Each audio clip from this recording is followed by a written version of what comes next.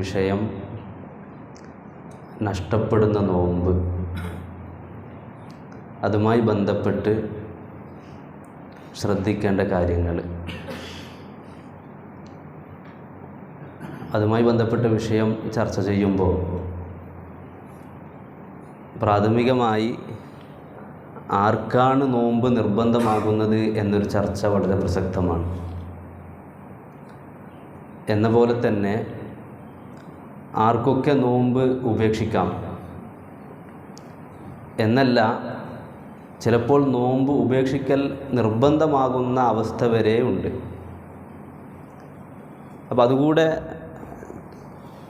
ചർച്ച ചെയ്യുമ്പോഴാണ് ഈ നഷ്ടപ്പെട്ട നോമ്പുകൾ എങ്ങനെ കൈകാര്യം ചെയ്യണമെന്ന കാര്യം നാം ചർച്ചക്കെടുക്കുന്നതിൽ പ്രസക്തിയുണ്ട്. അപ്പോൾ നമുക്കറിയാം, നോമ്പ് നിർബന്ധമാകുന്നത് പ്രായപൂർത്തിയും ബുദ്ധിയും ശുദ്ധിയും നോമ്പെടുക്കാൻ കഴിവുമുള്ള എല്ലാ മുസ്ലിമീങ്ങൾക്കുമാണ്. 3 കാര്യങ്ങളാണ്. ഒന്ന് പ്രായപൂർത്തി, എന്ന പോലെ ബുദ്ധി, പ്രായപൂർത്തി, ശുദ്ധി. അതുപോലെ തന്നെ നിസ്കാരങ്ങളെ സംബന്ധിച്ച് പറയുന്നിടത്ത് നിന്ന് വ്യത്യസ്തമായി നോമ്പിനെ സംബന്ധിച്ച് പറയുമ്പോൾ അവിടെ നോമ്പെടുക്കാനുള്ള കഴിവ് അത് പ്രത്യേകം ശ്രദ്ധേയമാണ്. നിസ്കരിക്കാൻ പിന്നെ അങ്ങനെ പ്രത്യേക കഴിവിൻ്റെ ആവശ്യമൊന്നുമില്ല. ബുദ്ധിയുള്ളവരെ സംബന്ധിച്ചിടത്തോളം നിസ്കാരം ഒഴിവാവുക എന്നുള്ളത് മുക്കല്ലഫായ ഒരു മനുഷ്യനെ സംബന്ധിച്ചിടത്തോളം ഇല്ല. കാരണം നിസ്കരിക്കാൻ കഴിയാത്തവരെ സംബന്ധിച്ചിടത്തോളം അവർക്ക് തൊട്ടടുത്ത അവസ്ഥകളുണ്ട്. നിന്ന് നിസ്കരിക്കാൻ കഴിയാത്തവർക്ക് ഇരുന്ന് നിസ്കരിക്കാം, ഇരിക്കാനും കഴിയാത്തവർക്ക് കിടന്ന് ആവാം. കിടന്നും കഴിയില്ല, ശരീരം അനക്കാനേ പറ്റാത്ത ആളാണെങ്കിൽ ബുദ്ധിയുണ്ടോ? ബുദ്ധിയുള്ള കാലത്തോളം ഏറ്റവും ചുരുങ്ങിയത് മനസ്സിൽ നിസ്കാരത്തിൻ്റെ പ്രവർത്തനങ്ങളെ കൊണ്ടുവന്നുകൊണ്ടെങ്കിലും നിസ്കരിക്കണം. അത് ICUയിൽ കിടക്കുന്ന രോഗിയാണെങ്കിലും ഏത് മാരകമായ രോഗങ്ങൾക്ക് അടിമപ്പെട്ട ആളാണെങ്കിലും നിസ്കാരം അതിൻ്റെ വഖത്തിനെ വിട്ട് കിടക്കാൻ അവസരമേ ഇല്ല. ചിലപ്പോൾ ചിലർ കാണാം, ഹോസ്പിറ്റലിലൊക്കെ അഡ്മിറ്റായി വന്നാൽ പറയും, എനിക്ക് 5 ദിവസത്തെ നിസ്കാരം ബാക്കിയുണ്ട് എന്നൊക്കെ. ചിലപ്പോൾ മൂത്രത്തിൽ പൈപ്പിട്ടിട്ടുണ്ടാവും, ആവാം. ICUയിൽ കിടന്നതാവാം, ആയിക്കോട്ടെ. ബുദ്ധിയുണ്ടോ? നിസ്കാരം വഖത്തിന് തൊട്ട് പിന്തിക്കാൻ അവസരമേ ഇല്ല, വൻ കുറ്റമാണ്. അപ്പോൾ ICUയിലാകുമ്പോൾ ചിലപ്പോൾ വുളു ഉണ്ടാക്കാൻ വെള്ളം ഉണ്ടാവില്ലല്ലോ. ഇനി വെള്ളം ഉണ്ടെങ്കിലും അതിനുള്ള സൗകര്യം അവിടെ ഉണ്ടാവില്ല. ആയിക്കോട്ടെ, തയമ്മും ചെയ്യാൻ മണ്ണുണ്ടെങ്കിൽ തയമ്മും ചെയ്യാം. ICUയിലാണെങ്കിൽ സ്വാഭാവികമായിട്ട് തയമ്മും ചെയ്യാൻ മണ്ണും കിട്ടൂല. എന്നാലും വേണ്ടിയില്ല, വുളുവും വേണ്ട, തയമ്മും വേണ്ട, സമയത്തിൻ്റെ ഹുർമത്ത് പാലിച്ചുകൊണ്ട് നിസ്കരിക്കണം. അവിടെ ചിലപ്പോൾ കിടന്നെടുത്ത് നിന്ന് നിസ്കരിക്കേണ്ടി വരും, ആയിക്കോട്ടെ, എന്നാലും കുഴപ്പമില്ല.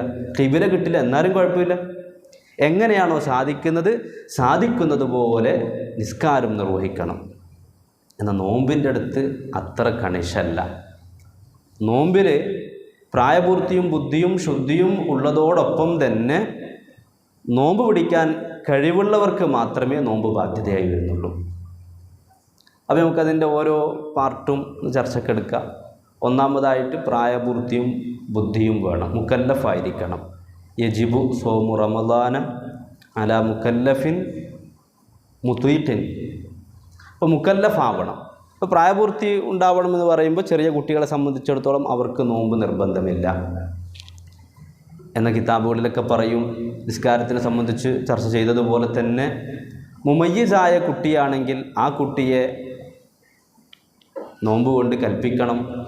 കുട്ടിക്ക് നിർബന്ധമില്ലെങ്കിലും മുമയ്യിസായ കുട്ടിയെ നോമ്പ് പരിശീലിപ്പിക്കാൻ വേണ്ടി നോമ്പ് കൊണ്ട് കൽപ്പിക്കൽ രക്ഷിതാക്കൾക്ക് നിർബന്ധമാണ്.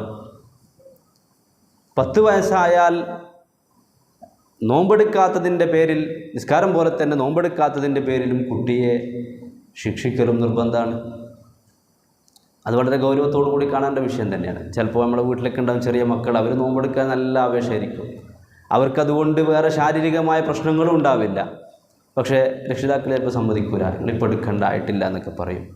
ഇവിടെ കുട്ടിയെ സംബന്ധിച്ചിടത്തോളം നോമ്പ് നിർബന്ധമില്ലെങ്കിലും 7 വയസ്സായാൽ മുമയ്യിസായ കുട്ടിയെ സംബന്ധിച്ചിടത്തോളം നോമ്പെടുക്കാൻ കൽപ്പിക്കൽ രക്ഷിതാക്കൾക്ക് നിർബന്ധമാണ്.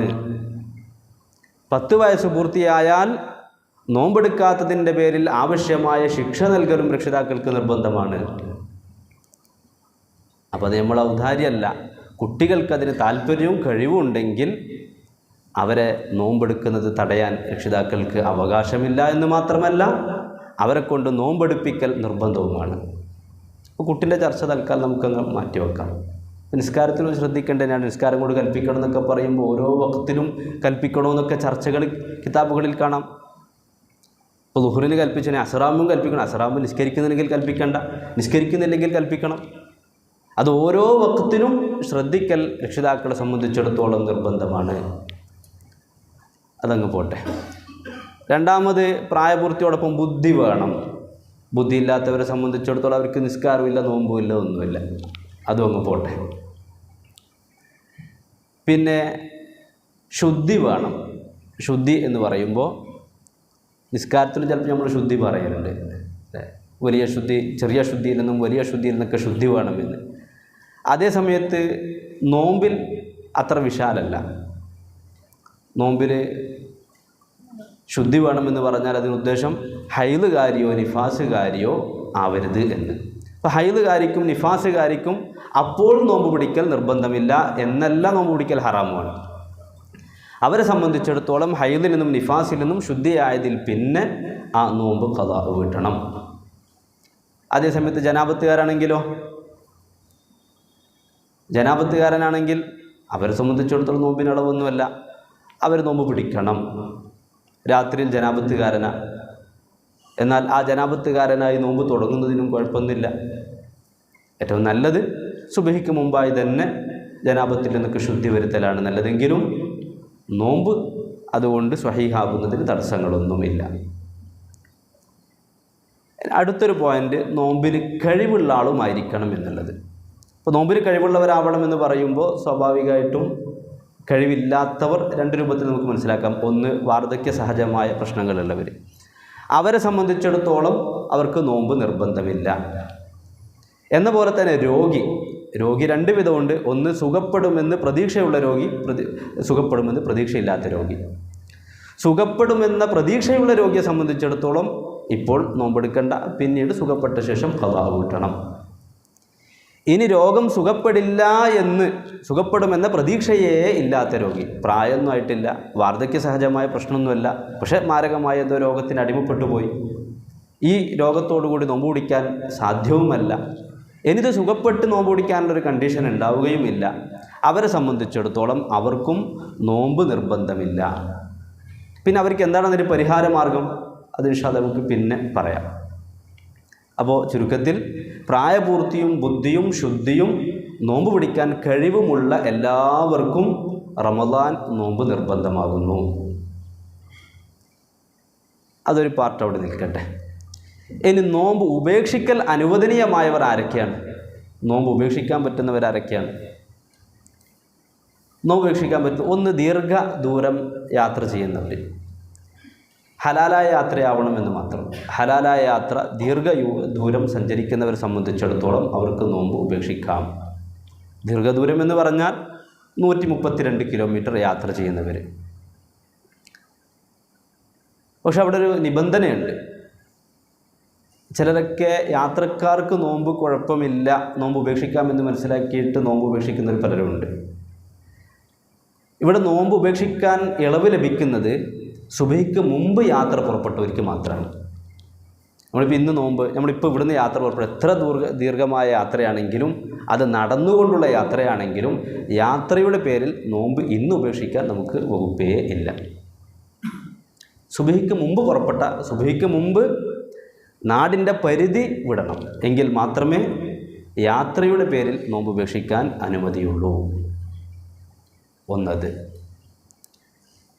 രണ്ടാമത്തത്, നോമ്പ് ഉപേക്ഷിക്കൽ അനുവദനീയമായ രണ്ടാം വിഭാഗം, നിത്യ ചെലവിന് അനിവാര്യമായ ആൾ. അയാൾക്ക് ജോലി ചെയ്തേ പറ്റുള്ളൂ. ഇന്ന് ആവശ്യമായ കാര്യങ്ങൾ നേടിയെടുക്കണമെങ്കിൽ ഇന്ന് ജോലിക്ക് പോയേ പറ്റുള്ളൂ.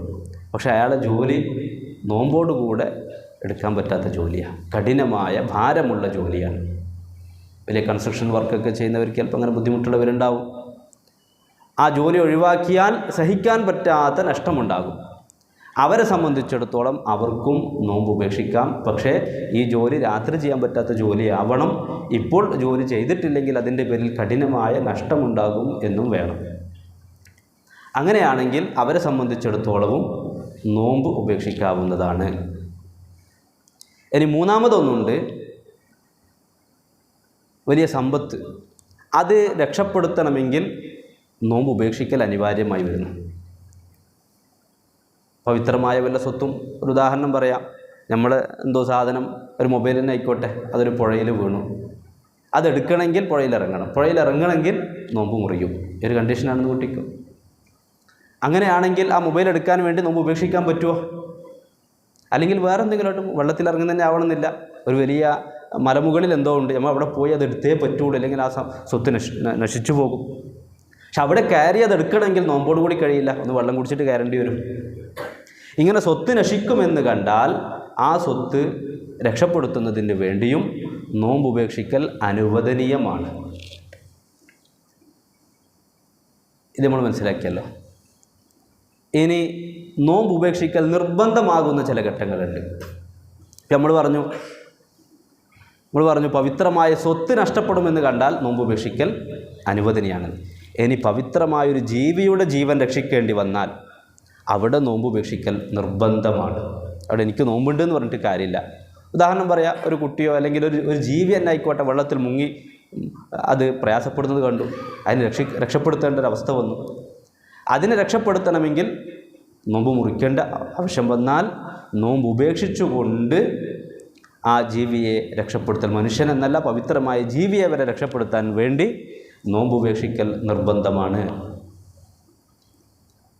അതുപോലെ നോമ്പ് ഉപേക്ഷിക്കൽ നിർബന്ധമാകുന്ന മറ്റൊന്ന് കഠിനമായ രോഗം. അവിടെയുണ്ട് ചിലപ്പോഴൊക്കെ അല്ലേ, ചിലർക്കൊക്കെ വലിയ മാരകമായ രോഗങ്ങളെ കൊണ്ട് വിഷമിക്കുന്നവരൊക്കെ ഉണ്ടാവും. അപ്പോൾ അവർ എന്നാലും സാറിൽ എനിക്ക് റമദാനായ നോമ്പ് പിടിക്കാതിരിക്കാൻ പറ്റില്ല എന്നൊക്കെ പറഞ്ഞ് പ്രയാസപ്പെട്ടുകൊണ്ട് നോമ്പെടുക്കുന്നവരൊക്കെ ഉണ്ട്. അവരെ സംബന്ധിച്ചിടത്തോളം ഇൻ തകല്ലഫ വസ്വാമ, അവർ പ്രയാസം സഹിച്ചുകൊണ്ട് നോമ്പ് പിടിച്ചാൽ നോമ്പ് സ്വഹീഹാണ്, പക്ഷേ ആൾ കുറ്റക്കാരൻ. അങ്ങനെ ശരീരത്തെ ആക്രമിക്കാൻ ഒരിക്കലും ശറഅ് അനുവദിക്കുന്നില്ല, നോമ്പിൻ്റെ പേരിലാണെങ്കിലും ശരി. അപ്പോൾ നോമ്പ് പിടിക്കുന്നത് കൊണ്ട് കഠിന പ്രയാസമുണ്ടാകുമെന്ന് കണ്ടാൽ അത് രോഗം കൊണ്ടാവാം, അല്ലെങ്കിൽ ശക്തമായ ദാഹം വിശപ്പ് കൊണ്ടുമാവാം. ഒരാളെ സംബന്ധിച്ചിടത്തോളം ഉച്ചയായപ്പോൾ ശക്തമായ ദാഹം അല്ലെങ്കിൽ ശക്തമായ വിശപ്പ്, ഈ വിശപ്പോടുകൂടെ നോമ്പിന് പൂർത്തിയാക്കുകയാണെങ്കിൽ ശരീരത്തിന് അപകടമുണ്ടാകുമെന്ന് കണ്ടാൽ ആ നോമ്പ് ഉപേക്ഷിക്കൽ നിർബന്ധമാണ്. അപ്പോൾ ചുരുക്കത്തിൽ നോമ്പ് ഉപേക്ഷിക്കൽ, അതുപോലെ തന്നെ ഗർഭിണികളെ സംബന്ധിച്ചിടത്തോളം ഗർഭിണി, അതുപോലെ തന്നെ പ്രസവിച്ച സ്ത്രീ, അവർ നോമ്പ് പിടിക്കുന്നത് കൊണ്ട് തനിക്കോ കുട്ടിക്കോ അപകടമുണ്ടാകുമെന്ന് കണ്ടാൽ അവരെ സംബന്ധിച്ചിടത്തോളവും നോമ്പ് ഉപേക്ഷിക്കൽ നിർബന്ധമാണ്.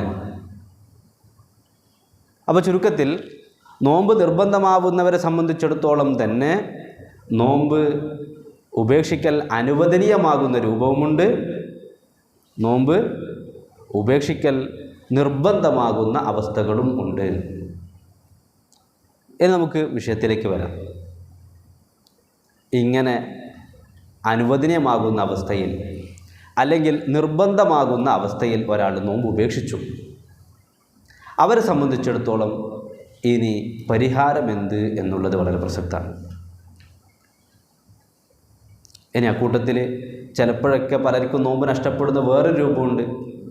രാത്രി നിയ്യത്ത് മറന്നുപോയി, അങ്ങനെ നോമ്പ് നഷ്ടപ്പെട്ടു. അവരെ സംബന്ധിച്ചിടത്തോളം അവർ കുറ്റക്കാരല്ല, അത് പോട്ടെ. നോമ്പ് നഷ്ടപ്പെട്ടവരെ സംബന്ധിച്ചിടത്തോളം അവർക്ക് നോമ്പ് നഷ്ടപ്പെട്ടത് ഒന്നുകിൽ നേരത്തെ പറഞ്ഞ കാരണത്തോടു കൂടെയാവാം, ഒന്നുകിൽ അനുവദനീയമായ കാരണമാകാം, അല്ലെങ്കിൽ നിർബന്ധമായ കാരണമാകാം. കാരണത്തോടുകൂടെ നോമ്പ് നഷ്ടപ്പെട്ടവരാണെങ്കിൽ അവർ നോമ്പ് ഖളാ വീട്ടാൻ ഒരല്പം സമയവിശാലതയുണ്ട്. അടുത്ത റമദാനിന് മുമ്പായി അവർ നോമ്പ് ഖളാ വീട്ടിയാൽ മതി. ഞാൻ പറഞ്ഞ് മനസ്സിലാകുന്നുണ്ടല്ലോ. നോമ്പ് കാരണത്തോടുകൂടെ നഷ്ടപ്പെട്ടവരാണെങ്കിൽ അവരെ സംബന്ധിച്ചിടത്തോളം ഉടനെ ഖളാ വീട്ടുക എന്ന് നിർബന്ധം ഇല്ല. മറിച്ച് അടുത്ത റമദാനിന് മുമ്പായി അവർ ഖദാ വീട്ടിയാൽ മതി. അടുത്ത റമദാനെ തൊട്ട് പിന്തിക്കാൻ പാടില്ല. ഒരു വർഷം അവർക്ക് സമയമുണ്ട്, 11 മാസം സമയമുണ്ട്. ഇനി കാരണമില്ലാതെയാണ് നഷ്ടപ്പെട്ടത് എങ്കിൽ ചിലപ്പോൾ അങ്ങനെ ഉണ്ടാവും.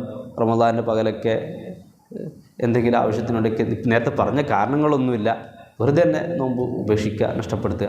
പിന്നെ ഒരു ദിവസം ഖദാ വീട്ടിയാൽ മതിയല്ലോ. ചിലപ്പോൾ നല്ല ചൂടായിരിക്കും, ചൂടായതുകൊണ്ട് പ്രയാസമൊക്കെ ഉണ്ടാവും. പക്ഷെ അതൊന്നും നോമ്പ് ഉപേക്ഷിക്കാൻ അനുവദനീയമാകുന്ന രൂപത്തിലുള്ള ഉഴുതരല്ലെങ്കിൽ നോമ്പ് ഉപേക്ഷിക്കൽ ഹറാമാണ്. അങ്ങനെ കാരണമില്ലാതെ നോമ്പ് നഷ്ടപ്പെടുത്തിയാൽ അവരെ സംബന്ധിച്ചിടത്തോളം ആ നോമ്പ് നഷ്ടപ്പെടുത്തൽ ഹറാമാണ് എന്ന് മാത്രമല്ല, ഉടനെ ഖദാ വീട്ടൽ നിർബന്ധമാണ്. ഉടനെ എന്ന് പറഞ്ഞാൽ എത്ര പെട്ടെന്ന് ശവ്വാൽ 2 തന്നെ അവർ നോമ്പ് ഖദാ വീട്ടാൻ ആരംഭിക്കണം. അവർ പിന്തിപ്പിക്കാൻ അവർക്ക് വകുപ്പില്ല. അപ്പോൾ ചുരുക്കത്തിൽ നോമ്പ് നഷ്ടപ്പെട്ടത് കാരണത്തോടു കൂടെയാണെങ്കിൽ അവർക്ക് അടുത്ത റമദാൻ വരെ ഖദാ വീട്ടാൻ സമയമുണ്ട്. കാരണമില്ലാതെയാണ് നഷ്ടപ്പെട്ടത് എങ്കിൽ ഉടനെ ഖദാ വീട്ടൽ നിർബന്ധമാണ്. ഇനി ഒരാൾ ഉടനെ ഖദാ വീട്ടൽ നിർബന്ധമുള്ള ആൾ, അല്ലെങ്കിൽ ഉടനെ ഖദാ വീട്ടൽ നിർബന്ധമില്ല, കാരണത്തോടു കൂടി നഷ്ടപ്പെട്ടതാ, അവരാണെങ്കിലും അടുത്ത റമദാൻ വരെ നോമ്പ് ഖദാ വീട്ടാതെ ബാക്കിയായാൽ എന്ത്? അതൊരു പ്രധാനപ്പെട്ട വിഷയമാണ്. അടുത്ത റമദാൻ എത്തി, ഇപ്പോൾ കഴിഞ്ഞ വർഷത്തെ റമദാൻ ഒരു 10 നോമ്പ് ഒരാൾക്ക് ബാക്കിയുണ്ട്. ഈ റമദാൻ ഒന്നോടുകൂടെ അയാൾ ഖദാ വീട്ടിയിട്ടില്ല എങ്കിൽ അവരെ സംബന്ധിച്ചിടത്തോളം ഖദാ വീട്ടുന്നതിന് പുറമെ ഒരു വർഷം പിന്തിച്ചതിന് ഫിദിയ നൽകൽ നിർബന്ധമാണ്. അതായത് ഒരു മുദ്ദ അവർ നൽകണം. ഒരു മുദ്ദ് ഫഖീറിനോ മിസ്കീനോ അവർ നൽകണം. എന്താണ് മുദ്ദ്? അത് നമുക്ക് പറയാം. അപ്പോൾ ഒരു വർഷം വരെ ഖദാ വീട്ടാതെ, അകാരണമായി ഖദാ വീട്ടാതെ നോമ്പിനെ പിന്തിപ്പിച്ചാൽ വർഷത്തിൻ്റെ എണ്ണത്തിനനുസരിച്ച് മുദ്ദ് കൊടുക്കൽ നിർബന്ധമാവും. ഇപ്പോൾ ഒരു ഉദാഹരണം പറയാം. ഇപ്പോൾ കഴിഞ്ഞ വർഷം തന്നെ ആയിക്കോട്ടെ, കഴിഞ്ഞ വർഷം ഒരു 10 നോമ്പ് ബാക്കിയാണെങ്കിൽ അവർ ഈ റമദാൻ വരെ ഖദാ വീട്ടിയില്ല എങ്കിൽ ആ 10 നോമ്പ് ഖദാ വീട്ടണം. അതിന് പുറമെ 10 മുദ്ദ് നൽകുകയും വേണം. അത് വളരെ ഗൗരവമുള്ള വിഷയമാണത്. മിക്കവാറും ഞാൻ നേരത്തെ പറഞ്ഞ ശുദ്ധി പറഞ്ഞല്ലോ, ഹൈദ് നിഫാസുള്ള സ്ത്രീകളെ സംബന്ധിച്ചിടത്തോളം പ്രത്യേകിച്ചും നോമ്പ് നഷ്ടപ്പെടാനുള്ള സാധ്യത വളരെയേറെയാണ്. പ്രത്യേകിച്ചും റമദാനിൽ പ്രസവമൊക്കെ നടന്ന സ്ത്രീകളാണെങ്കിൽ 1 മാസമൊക്കെ നോമ്പ് നഷ്ടപ്പെട്ടാൽ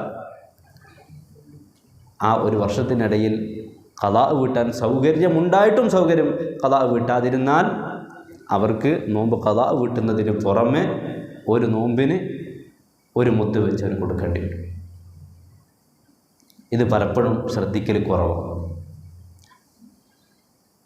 പലപ്പോഴും പ്രായമുള്ള സ്ത്രീകൾ വരെ റമദാനിലും മറ്റും പ്രസവം നടന്നതോ അല്ലെങ്കിൽ അല്ലാതെ തന്നെ ഹൈദ് സമയത്തൊക്കെ പലപ്പോഴും 5, 6, 7 നോമ്പൊക്കെ സ്ത്രീകളെ സംബന്ധിച്ചിടത്തോളം ഓരോ റമദാൻ നഷ്ടപ്പെടും. അത് ഖദാ വീട്ടേണ്ട ഗൗരവം മനസ്സിലാക്കാത്തത് കൊണ്ടോ മറ്റോ കുറേ കാലം നോമ്പ് ഖദാ വീട്ടാതെ ബാക്കി 10, 20, 30, 40 വർഷത്തൊക്കെ നോമ്പ് ബാക്കിയുള്ള സ്ത്രീകളൊക്കെ ചിലപ്പോൾ അറിഞ്ഞിട്ടുണ്ട്. അവരെ സംബന്ധിച്ചിടത്തോളം ആ നോമ്പുകളൊക്കെ ഖദാ വീട്ടൽ നിർബന്ധമാണ്. അതിന് പുറമെ നഷ്ടപ്പെട്ട ഓരോ നോമ്പിനും അതിൻ്റെ വർഷങ്ങളുടെ എണ്ണം അനുസരിച്ച് ഖദാ വീട്ടൽ നിർബന്ധം. ഇപ്പോൾ ഞാനൊരു ഉദാഹരണം പറയാം. ഇപ്പോൾ 2021 ഒരു സ്ത്രീ അല്ലെങ്കിൽ ഒരു പുരുഷൻ ആരോ ആവട്ടെ 30 നോമ്പും ബാക്കിയാണ്, 30 നോമ്പും അനുഷ്ഠിച്ചിട്ടില്ല. 2021 30 നോമ്പുണ്ടായി തന്നെ കൂട്ടിക്കും. 22-ലും 30 ബാക്കിയാണ്, 23-ലും 30 ബാക്കിയാണ്. ഇപ്പോൾ ഇത് 24-ലെ നോമ്പാണല്ലോ. ഇപ്പോൾ ഇവരെ സംബന്ധിച്ചിടത്തോളം ആ 3 വർഷത്തെയും നോമ്പ് ഖദാ വീട്ടണം. 2021, 22, 23 3 വർഷത്തെയും 90 നോമ്പ് ഖദാ വീട്ടണം. അതിന് പുറമെ അവർ മുദ്ദ് കൊടുക്കണം. എത്ര മുദ്ദ് കൊടുക്കേണ്ടി വരും? ഒന്ന് കാൽക്കുലേഷൻ ചെയ്ത് നോക്ക്. 2021 30 നോമ്പ് നഷ്ടപ്പെട്ട ആളാണ്. 22-ലും 30 നോമ്പ് നഷ്ടപ്പെട്ടു. 23-ലും 30 നോമ്പ് നഷ്ടപ്പെട്ടു.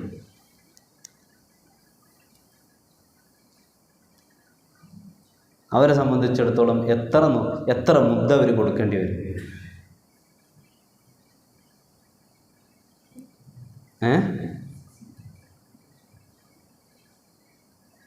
2021 നോക്കി, 2021 30 നോമ്പ് അല്ലേ? 22 അവർ ഖദാ വീട്ടിയിട്ടില്ല. അപ്പോൾ ഒരു വർഷം. 22 ഖദാ വീട്ടിയില്ല, 23 ഖദാ വീട്ടിയില്ല. 22, 23, 24 3 വർഷം അവർ ഖദാ വീട്ടിയില്ല. അപ്പോൾ ഒന്നാമത്തെ വർഷം 21 നഷ്ടപ്പെട്ട നോമ്പ് 30 30 നോമ്പും 3 വർഷം ഖദാ വീട്ടാത്തത് കൊണ്ട് 30 × 3 90 മുദ്ദ് കൊടുക്കണം. ഈ 90 മുദ്ദ് എന്നുള്ളത് 2021 നോമ്പിന് മാത്രം 90 മുദ്ദ്. 2021 നോമ്പിന് മാത്രം 90 മുദ്ദ് കൊടുക്കണം. 2022 30 നോമ്പ് നഷ്ടപ്പെട്ടിട്ടുണ്ടെങ്കിൽ ആ 30 നോമ്പിന് 2 വർഷത്തേക്ക് മുദ്ദ് കൊടുക്കേണ്ടി വരും. കാരണം 23 പൂർത്തിയാക്കിയിട്ടില്ല, 24 ഖദാ വീട്ടിയിട്ടില്ല. അപ്പോൾ 30 × 2 60. ഈ 2023 നഷ്ടപ്പെട്ട നോമ്പ് 24 ആകുമ്പോഴേക്ക് ഖദാ വീട്ടിയിട്ടില്ല. അപ്പോൾ അതിനൊരു 30 മുദ്ദ് വേറെ. അപ്പോൾ ടോട്ടൽ എത്രയായി? 180 അല്ലേ? 180 മുദ്ദ് കൊടുക്കേണ്ടി വരും.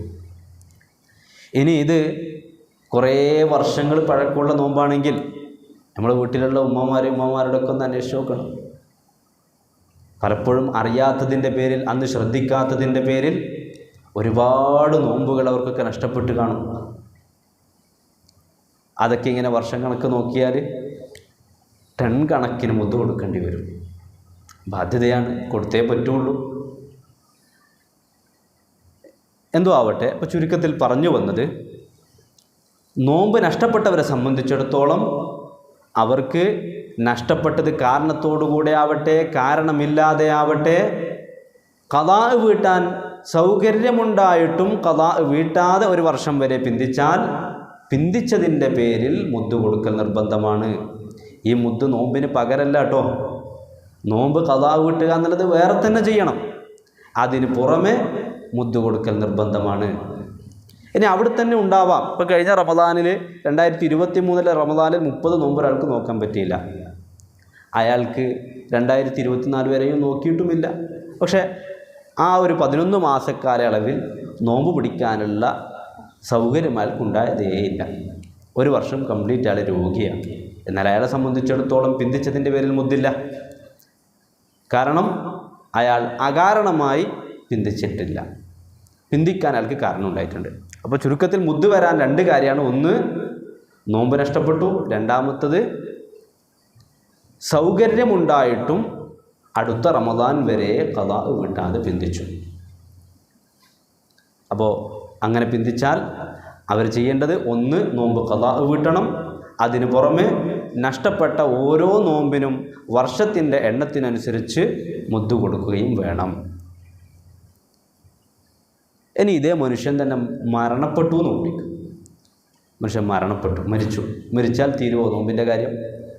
നിസ്കാരത്തിൻ്റെ കാര്യം മരിച്ചാൽ തീർന്നു, ആൾ കുറ്റക്കാരന. പിന്നെ അനന്തരാവാസികൾക്ക് അതിൻ്റെ പേരിൽ പ്രത്യേക ബാധ്യതകളൊന്നുമില്ല. എന്നാൽ നോമ്പ്, ഹജ്ജൊന്നും അങ്ങനെയല്ല, സക്കാത്തും അങ്ങനെയല്ല.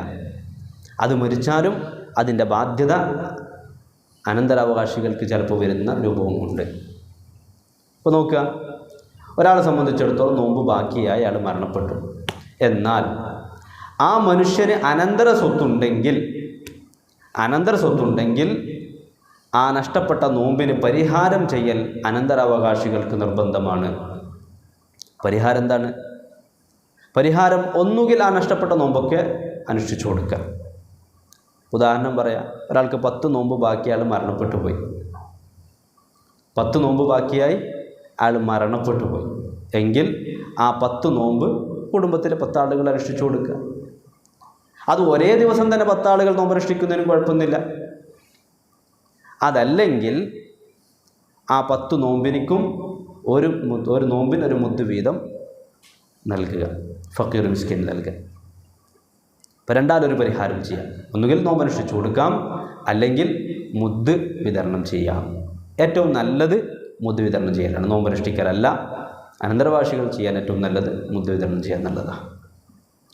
പക്ഷെ ഇവിടെ ഈ പരിഹാരമാർഗം അനന്തരാവകാശികൾക്ക് ചെയ്യൽ നിർബന്ധമാകുന്നത് മരിച്ച വ്യക്തിക്ക് അനന്തര സ്വത്തുണ്ടെങ്കിൽ മാത്രമാണ്. അനന്തര സ്വത്ത് ഇല്ലെങ്കിൽ പരിഹാരമാർഗം ചെയ്യൽ അനന്തരാവകാശികൾക്ക് സുന്നത്തുണ്ട്. കാരണം അയാൾ മരിച്ച വകയിൽ ഇപ്പോൾ വേറൊന്നും അനന്തരാവകാശികൾക്കൊന്നും കിട്ടാനൊന്നും ഇല്ലല്ലോ. അതുകൊണ്ട് അവർക്ക് നിർബന്ധ ബാധ്യത ഏതായാലും ഇല്ല. പക്ഷേ അതിന് പരിഹാരം ചെയ്തു കൊടുക്കൽ സുന്നത്തുണ്ട്. ആ പരിഹാരം ചെയ്തു കൊടുക്കുന്നത് കൊണ്ട് മരിച്ച വ്യക്തിയെ സംബന്ധിച്ചിടത്തോളം അവർക്കത് വലിയ ആശ്വാസമായിരിക്കും. അപ്പോൾ കാര്യം കൂടി നമ്മൾ പ്രത്യേകം ശ്രദ്ധിക്കണം. ഇവിടെ നേരത്തെ പറഞ്ഞതുപോലെ തന്നെ മരിച്ച വ്യക്തിയുടെ നോമ്പിന് പരിഹാരം ചെയ്യൽ നിർബന്ധമാകുന്നതും അല്ലെങ്കിൽ സുന്നത്തായി വരുന്ന രൂപവും നഷ്ടപ്പെട്ടയാൾ ഖളാ വീട്ടാൻ സൗകര്യമുള്ളതോടുകൂടെ ഖളാ വീട്ടാതെ മരണപ്പെട്ടാൽ മാത്രമാണ്. ഒരു ഉദാഹരണം പറയാം. ഒരാൾ മരിച്ചു, ഇപ്പോൾ റമദാൻ 28-ന് മരിച്ചു എന്ന് കിട്ടിക്കും. അയാൾക്ക് റമദാൻ 10-ൻ്റെ നോമ്പ് നഷ്ടപ്പെട്ടിട്ടുണ്ട്. റമദാൻ 10-ൻ്റെ നോമ്പ് നഷ്ടപ്പെട്ട ആളാണ്. 28-ന് മരണപ്പെട്ടു. 10-ൻ്റെ നോമ്പ് നഷ്ടപ്പെട്ടതോ അത് കാരണത്തോടു കൂടിയാണെന്നോ, യാത്രയിലാണ്, അല്ലെങ്കിൽ അന്നെന്തോ രോഗം ഉണ്ടായിട്ടുണ്ട്, എന്തോ ആവട്ടെ, അല്ലെങ്കിൽ നിയത്ത് മറന്നുപോയതാണ്, അതൊരു കാരണം തന്നെയാണ്. അപ്പോൾ കാരണത്തോടു കൂടി നോമ്പ് നഷ്ടപ്പെട്ടു. അയാളെ സംബന്ധിച്ചിടത്തോളം ഖളാ വീട്ടാൻ അയാൾക്ക് സമയം ഉണ്ടായിട്ടേ ഇല്ല. കാരണം റമദാൻ കഴിയണമല്ലോ. അപ്പോൾ അതുകൊണ്ട് തന്നെ അയാളെ സംബന്ധിച്ചിടത്തോളം അയാൾ കുറ്റക്കാരനല്ല, പരിഹാരമാർഗം ചെയ്യേണ്ടതും ഇല്ല. ഇനി റമദാനിലല്ല, വർഷങ്ങൾ കഴിഞ്ഞിട്ടാണ് അയാൾ മരിച്ചത്. നോമ്പ് നേരത്തെ നഷ്ടപ്പെട്ടിട്ടുണ്ട്, വർഷങ്ങൾ കഴിഞ്ഞിട്ടാണ് അയാൾ മരണപ്പെട്ടത്. പക്ഷേ അയാൾക്ക് ജീവിച്ച കാലം അത്രയും ഖളാ വീട്ടാനുള്ളൊരു അവസരം ഉണ്ടായിട്ടേ ഇല്ല. റമദാൻ അവസാനിക്കുമ്പോഴേക്ക് അയാൾ രോഗിയായി മാറിയിട്ടുണ്ട് എങ്കിൽ അയാളെ സംബന്ധിച്ചിടത്തോളവും പരിഹാരം ചെയ്തു കൊടുക്കേണ്ട ആവശ്യം ഇല്ല, അയാൾ കുറ്റക്കാരനല്ല. ഇതാണിപ്പോൾ മരണപ്പെട്ട വ്യക്തിയെ സംബന്ധിച്ചിടത്തോളമുള്ള വിഷയം. ഇനി നമ്മൾ നേരത്തെ പറഞ്ഞു വെച്ച നോമ്പിന് കഴിവില്ലാത്തയാൾ, വാർദ്ധക്യ സഹജമായ പ്രശ്നം കൊണ്ടോ അല്ലെങ്കിൽ ഇനി സുഖപ്പെടുമെന്ന് പ്രതീക്ഷയില്ലാത്ത രോഗം കൊണ്ടോ വിഷമിക്കുന്ന ആളുകൾ, അവരെ സംബന്ധിച്ചിടത്തോളം അവരുടെ നോമ്പിന് പരിഹാരം എന്താണ്? അവർക്ക് ഞാൻ നേരത്തെ പറഞ്ഞു, അവർക്ക് നോമ്പ് നിർബന്ധമേ ഇല്ല. വാർദ്ധക്യ സഹജമായ പ്രശ്നമുള്ളവർ, അതുപോലെ തന്നെ ഇനി സുഖപ്പെടുമെന്ന് പ്രതീക്ഷയില്ലാത്ത രോഗി, ഈ രണ്ട് കൂട്ടർക്കും ആദ്യമേ നോമ്പ് നിർബന്ധമേ ഇല്ല. പിന്നെന്താ? അവരെ സംബന്ധിച്ചിടത്തോളം അതതു ദിവസം ഒരു മുദ്ദ് കൊടുക്കാൻ കഴിവുണ്ടെങ്കിൽ അവർക്ക് മുദ്ദ് കൊടുക്കൽ നിർബന്ധമാണ്. മുദ്ദ് കൊടുക്കൽ നിർബന്ധമാവുന്നത് തന്നെ കഴിവുണ്ടെങ്കിൽ മാത്രം. സാമ്പത്തികമായി അതിനുള്ള ശേഷി ഉണ്ടെങ്കിൽ മുദ്ദ് കൊടുക്കൽ നിർബന്ധമാണ്, ഇല്ലെങ്കിൽ അതും അവർക്ക് വേണ്ടതില്ല. അപ്പോൾ ഇന്നത്തെ നോമ്പ് ഒരാൾക്ക് നോമ്പെടുക്കാൻ കഴിയാത്ത വാർദ്ധക്യ സഹജമായ വിഷമമുള്ള ആളാണ്, അല്ലെങ്കിൽ ഡോക്ടർ പറയുന്നു ഇനി ഒരിക്കലും ഈ രോഗം സുഖപ്പെടുകയില്ല എന്ന്, അവരെ സംബന്ധിച്ചിടത്തോളം ഇന്നത്തെ നോമ്പിന് ഇന്ന് മുദ്ദ് കൊടുക്കണം. എപ്പോൾ കൊടുക്കണം? ഇന്ന് മഗ്‌രിബിന് ശേഷം കൊടുക്കണോ? അല്ല, ഇന്നലെ മഗ്‌രിബ് മുതൽക്ക് തന്നെ കൊടുക്കാം. അതതു ദിവസം മഗ്‌രിബ് മുതൽക്ക് തന്നെ മുദ്ദ് കൊടുക്കാം. അപ്പോൾ അവിടെ ഒരു കാര്യം കൂടി പറയാം. അങ്ങനെ 30 ദിവസവും നോമ്പെടുക്കാൻ പറ്റാത്ത ആളാണെങ്കിൽ ഓരോ ദിവസവും മഗ്‌രിബിന് മുദ്ദ് വിതരണം ചെയ്യണം, അങ്ങനെയും നിർബന്ധമൊന്നുമില്ല. 30 മുദ്ദും കൂടെ വേണമെങ്കിൽ വർഷാവസാനം ഒന്നിച്ചു കൊടുത്താലും മതി. ഇത് വാർദ്ധക്യ സഹജമായ പ്രശ്നമുള്ള ആളുകളും അതുപോലെ തന്നെ ഇനി നോമ്പെടുക്കാൻ കഴിയില്ല എന്ന് മനസ്സിലാക്കുന്ന രോഗിയെ സംബന്ധിച്ചിടത്തോളം അവർ ചെയ്യേണ്ട പരിഹാരം ഇതാണ്. നോമ്പിന് പകരം ഓരോ നോമ്പിനും ഒരു മുദ്ദ് വീതം ഫഖീർ മിസ്കിൻ നൽകണം. അതത് ഓരോ നോമ്പിനും അന്നന്ന് തന്നെ കൊടുക്കണമെന്ന് നിർബന്ധമൊന്നുമില്ല, ഒരുമിച്ച് കൂട്ടി കൊടുത്താലും മതി. അതും അവിടെ നിന്ന് മാറി നിൽക്കട്ടെ. ഇനി നമ്മൾ ഈ കൂട്ടത്തിൽ പ്രത്യേകം മനസ്സിലാക്കേണ്ട മറ്റൊന്ന്, ഗർഭിണികളും മുലയൂട്ടുന്നവരും, അവർ ഞാൻ നേരത്തെ പറഞ്ഞു അവർക്ക് നോമ്പ് ഉപേക്ഷിക്കാൻ അനുമതിയുണ്ട്. തനിക്കോ കുഞ്ഞിനോ പ്രയാസമുണ്ടാകുമെന്ന് കണ്ടാൽ, ഗർഭിണിയെ സംബന്ധിച്ചിടത്തോളം ഡോക്ടർ പറയുന്നു ഇപ്പോൾ നോമ്പ് പിടിച്ചാൽ നിങ്ങൾക്കത് പ്രയാസമാണ്, അല്ലെങ്കിൽ വയറ്റിലുള്ള കുട്ടിക്ക് പ്രയാസമാണ് എന്ന് വിശ്വസ്തരായ ഡോക്ടർമാർ പറയുന്നുണ്ടെങ്കിൽ അവർക്ക് നോമ്പ് ഉപേക്ഷിക്കൽ അനുവദനീയമാണ്. ഈ നോമ്പ് നേരത്തെ പറഞ്ഞതുപോലെ അടുത്ത റമദാനിന് മുമ്പ് ഖളാ വീട്ടലും നിർബന്ധമാണ്. അതിന് പുറമെ ഗർഭിണിയും അതുപോലെ തന്നെ കുട്ടിക്ക് മുലയൂട്ടുന്നവളും നോമ്പ് ഉപേക്ഷിച്ചത് കുട്ടിയുടെ കാരണത്താൽ മാത്രമാണെങ്കിൽ, കുട്ടിക്ക് എന്തെങ്കിലും പ്രശ്നമുണ്ടാകും എന്ന് പേടിച്ചത് കൊണ്ട് മാത്രമാണ് നോമ്പ് ഉപേക്ഷിച്ചത് എങ്കിൽ അവർക്ക് അതിൻ്റെ പേരിൽ ഒരു മുദ്ദ് കൂടി കൊടുക്കൽ ബാധ്യത ഏറ്റുവരും. ഇത് പ്രത്യേകം മനസ്സിലാക്കേണ്ട ഒരു കാര്യമാണ്. എന്താ പറഞ്ഞത്? ഗർഭിണിയും മുലയൂട്ടുന്നവളും നോമ്പുപേക്ഷിച്ചത് കുട്ടിയുടെ പ്രശ്നം മാത്രം പരിഗണിച്ചുകൊണ്ടാണെങ്കിൽ, അതായത് നോമ്പ് പിടിച്ചതുകൊണ്ട് ഇവൾക്ക് യാതൊരു പ്രശ്നമൊന്നുമില്ല, ഡോക്ടർ പറയുന്നു നിങ്ങൾ നോമ്പ് പിടിച്ചാൽ വയറ്റിലുള്ള കുട്ടിക്ക് പ്രയാസമാണ്, കുട്ടിക്കത് വിഷമാണ്, നിങ്ങൾക്ക് പ്രയാസമൊന്നുമില്ല, കുട്ടിക്ക് വിഷമാണ്. അല്ലെങ്കിൽ മുലപ്പാൽ കൊടുക്കുന്നവളാണ്, നോമ്പ് പിടിച്ചാൽ കുട്ടിക്ക് പാലില്ലാതെയാകും, നിങ്ങൾക്കതുകൊണ്ട് ആരോഗ്യ പ്രശ്നമൊന്നുമില്ല, പക്ഷെ കുട്ടിക്ക് പാലുണ്ടാവില്ല. ഇപ്പോൾ ഇവിടെ പ്രശ്നം കുട്ടിക്കാണ്, ഇവൾക്കല്ല. ഈ ഒരു കണ്ടീഷനിൽ ഇവൾക്ക് നോമ്പ് ഉപേക്ഷിക്കൽ അനുവദനീയമാണെങ്കിലും ഈ നോമ്പ് ഉപേക്ഷിക്കുന്നത് തൻ്റെ പ്രയാസത്തിന് വേണ്ടിയല്ല, തനിക്കെന്തെങ്കിലും നോമ്പ് പിടിക്കുന്നത് കൊണ്ട് പ്രയാസമുള്ളത് കൊണ്ടല്ല, മറിച്ച് മറ്റൊരാൾക്ക് വേണ്ടിയാണ് ഇവിടെ നോമ്പ് ഉപേക്ഷിക്കുന്നത്, കുട്ടിക്ക് വേണ്ടിയാണ് നോമ്പ് ഉപേക്ഷിക്കുന്നത്. അതുകൊണ്ട് തന്നെ തൻ്റെ നോമ്പ് മറ്റൊരാൾക്ക് വേണ്ടി ഉപേക്ഷിച്ചു എന്നതിൻ്റെ പേരിൽ ഒരു മുദ്ദ് കൊടുക്കൽ നിർബന്ധമാണ്. ഞാൻ നേരത്തെ പറഞ്ഞ മുദ്ദൊന്നുമല്ല. ഇപ്പോൾ 3 തരം മുദ്ദ് ഇപ്പോൾ നിങ്ങൾ കണ്ടിട്ടുണ്ടാവും. ഒരു മുദ്ദ് നേരത്തെ പറഞ്ഞ വാർദ്ധക്യ സഹജമായ പ്രശ്നമുള്ള ആളും അതുപോലെ തന്നെ ഇനി സുഖപ്പെടുമെന്ന് പ്രതീക്ഷയില്ലാത്ത രോഗിയും അവർ നോമ്പിന് പകരമായി കൊടുക്കുന്നൊരു മുദ്ദുണ്ട്, അതൊന്ന് വേറെ. രണ്ടാമത്തത് ഖളാ വീട്ടാൻ സൗകര്യമുണ്ടായിട്ടും 1 വർഷം വരെ ഖളാ വീട്ടാതെ പിന്തിച്ചാൽ ആ പിന്തിച്ചതിൻ്റെ പേരിൽ ഒരു മുദ്ദ് കൊടുക്കാനുണ്ട്, അതൊരു മുദ്ദൊന്ന് വേറെ. ഗർഭിണിയും അതുപോലെ തന്നെ മുലയൂട്ടുന്നവളും പിന്തിക്കട്ടെ പിന്തിക്കാതിരിക്കട്ടെ, ആ വർഷം തന്നെ ഖളാ വീട്ടിയാലും ശരി,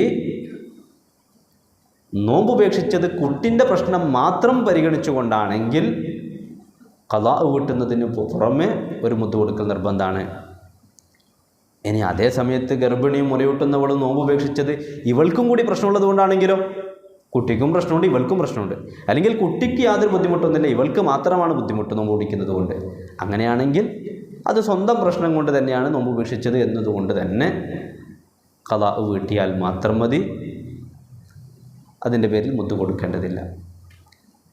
ഇത് കുട്ടിക്ക് മുലയൂട്ടുന്നിടത്ത് മാത്രമല്ല, ഞാൻ നേരത്തെ പറഞ്ഞല്ലോ നോമ്പ് ഉപേക്ഷിക്കൽ അനുവദനീയമായ രൂപത്തിൽ, അതായത് പിന്നെ ഒരു സ്വത്ത് നഷ്ടപ്പെട്ടു, ആ സ്വത്ത് രക്ഷപ്പെടുത്താൻ വേണ്ടി വേണമെങ്കിൽ നോമ്പ് ഉപേക്ഷിക്കാം എന്ന് പറഞ്ഞല്ലോ, അവിടെയും അത് മറ്റൊരാളുടെ സ്വത്താണെങ്കിൽ അത് ഉപേക്ഷിക്കാൻ, അത് രക്ഷപ്പെടുത്താൻ വേണ്ടി നോമ്പ് നഷ്ടപ്പെടുത്തിയാൽ അതിൻ്റെ പേരിൽ മുദ്ദ് കൊടുക്കണം. കാരണം അവിടെയും ഇവൻ നോമ്പ് നഷ്ടപ്പെടുത്തിയത് മറ്റൊരാളുടെ ആവശ്യത്തിന് വേണ്ടിയാണ് എന്നതുകൊണ്ടാണ്. അപ്പോൾ ചുരുക്കത്തിൽ നോമ്പ് നഷ്ടപ്പെടുന്നവരെ സംബന്ധിച്ചിടത്തോളം നിസ്കാരം പോലെയല്ല, പല രൂപങ്ങളിലും നോമ്പ് ഖളാ വീട്ടുന്നതിന് പുറമെ മുദ്ദ് കൊടുക്കൽ നിർബന്ധമാകുന്ന രൂപങ്ങളുണ്ട്. അക്കാര്യം നാം പ്രത്യേകം ശ്രദ്ധിക്കണം. അതുപോലെ തന്നെ മരണപ്പെട്ടവരുടെ നോമ്പും, അതും അനന്തരാവകാശികളെ സംബന്ധിച്ചിടത്തോളം അനന്തര സ്വത്ത് ബാക്കിയുണ്ടെങ്കിൽ അതിനുള്ള പരിഹാരം ചെയ്യൽ നിർബന്ധമാണ്. ഇനി അനന്തര സ്വത്ത് ബാക്കിയില്ലെങ്കിലും വേണ്ട പരിഹാരം ചെയ്തു കൊടുക്കൽ അനന്തരാവകാശികളെ സംബന്ധിച്ചിടത്തോളം സുന്നത്തുണ്ട്. ഇനി ഈ മുദ്ദ് എന്താണ് മുദ്ദ്, അതുകൊണ്ടൊന്ന് പറഞ്ഞിട്ട് അവസാനിപ്പിക്കാം. മുദ്ദ് എന്നത് അത് അന്ന് അറബികൾക്കിടയിൽ പ്രചാരത്തിലുണ്ടായിരുന്നൊരു പാത്രത്തിൻ്റെ പേരാണ്. ഇന്നിപ്പോൾ നമ്മൾ മുദ്ദ് എന്നതുകൊണ്ട് മനസ്സിലാക്കുന്നത് അതൊരു അളവാണ്. നമ്മുടെ നാട്ടിൽ സുലഭമായ അളവ് ലിറ്റർ കണക്കനുസരിച്ച് 800 മില്ലി ലിറ്റർ, അതാണ് ഒരു മുദ്ദിൻ്റെ അളവ്, തൂക്കം അല്ല. 800 മില്ലി ലിറ്റർ, kg കണക്കല്ല. ഇനി എന്താണ് കൊടുക്കേണ്ടത്? അത് നിത്യ ആഹാരം, നാട്ടിലെ നിത്യാഹാരം. നമ്മുടെ നാട്ടിനെ സംബന്ധിച്ചിടത്തോളം അരി കൊടുക്കണം, ഏതരിയും കൊടുക്കണം. അപ്പോൾ ഒരു നോമ്പിന് ഒരു മുദ്ദ് എന്നതുകൊണ്ട് ഉദ്ദേശിക്കുന്നത് 800 മില്ലി ലിറ്റർ അരി. അപ്പോൾ അത് തൂക്കം എത്രയാണ്? നമ്മൾ സാധാരണ അരി ഒരിക്കലും അളവ് അല്ല അടിസ്ഥാനപ്പെടുത്തൽ. പഴയ കാലത്തൊക്കെ നമ്മുടെ നാട്ടിലും അളവ് തന്നെയാണ് മാനദണ്ഡമാക്കാറുണ്ടായിരുന്നെങ്കിൽ ഇപ്പോൾ നമ്മൾ അരിക്കൊന്നും അളവല്ല നോക്കരുത്. അപ്പോൾ അത് ഏതരിയാണ് നമ്മൾ കൊടുക്കാൻ ഉദ്ദേശിക്കുന്നത്, ആ കൊടുക്കാൻ ഉദ്ദേശിക്കുന്ന അരി കടയിൽ കൊണ്ടുപോയി തൂക്കി നോക്കിയാൽ അതിൻ്റെ kg അറിയും, അതിൻ്റെ തൂക്കം അറിയും. ആ തൂക്കത്തിനനുസരിച്ച് എത്ര മുദ്ദാണ് കൊടുക്കാനുള്ളത് അത്രയും മുദ്ദ്, അത്രയും തൂക്കം അരി ദാനം ചെയ്യണം. അത് കൃത്യമായിട്ട് അതിനൊരു പറയാൻ കഴിയില്ല, അരികൾക്കനുസരിച്ചൊക്കെ തൂക്കം മാറ്റം ഉണ്ടാവാം. സാധാരണ 650-700 ഗ്രാമൊക്കെയാണ് ഒരു മുദ്ദ് വരുന്നത്. അത് കൃത്യം അല്ല. ഇനി മുദ്ദ് ആർക്ക് കൊടുക്കണം? ഫക്കീറിനോ മിസ്കീനിനോ തന്നെ കൊടുക്കണം. സക്കാത്തിൻ്റെ അവകാശികൾ 8 വിഭാഗം ആളുകളുണ്ട്. അതിലെല്ലാവർക്കും ഈ നോമ്പുമായി ബന്ധപ്പെട്ട മുദ്ദിനെ സംബന്ധിച്ചിടത്തോളം ഫക്കീർ മിസ്കീന് മാത്രമാണ് അവർ മാത്രമാണ് അതിൻ്റെ അവകാശികൾ. ഇനി സാധാരണ ഉണ്ടാകുന്ന മറ്റൊരു സംശയമാണ്, ഇതെല്ലാം കൂടി ഒരാൾക്ക് കൊടുത്താൽ മതിയാവുമെന്ന്. അങ്ങനെ ഫിത്ർ സക്കാത്ത് പോലെ ഇതിങ്ങനെ ഓരോ ദിവസവും ഒരാൾക്ക് കൊടുക്കുക എന്നുള്ളത് അത്ര പ്രായോഗികമല്ല. ഫിത്ർ സക്കാത്ത് നമ്മൾ ഒരു ദിവസമേ കൊടുക്കേണ്ടല്ലോ, അപ്പോൾ പരമാവധി ആളുകൾക്കൊക്കെ അത് എത്തിച്ചു കൊടുക്കും. എന്നാൽ ഇത് ചിലപ്പോൾ അത്ര എളുപ്പമായിക്കൊള്ളണമെന്നില്ല. ഏതായാലും ഒരാൾക്ക് കൊടുത്താലും മതിയാകും. പിന്നെ നാട്ടിൽ തന്നെ കൊടുക്കണം, നാട്ടിൽ തന്നെ കൊടുക്കണമെന്നില്ല, അന്യനാട്ടിലേക്കും നക്കൽ ചെയ്യാം. ഇത്രയും കാര്യങ്ങളാണ് നോമ്പുമായി ബന്ധപ്പെട്ട മുദ്ദിനെ സംബന്ധിച്ച് പറയാനുള്ളത്. ഇൻഷാ അല്ലാഹ് പറഞ്ഞ വിഷയമായിട്ട് ബന്ധപ്പെട്ട് എന്തെങ്കിലും സംശയങ്ങളുണ്ടെങ്കിൽ ചോദിക്കാം.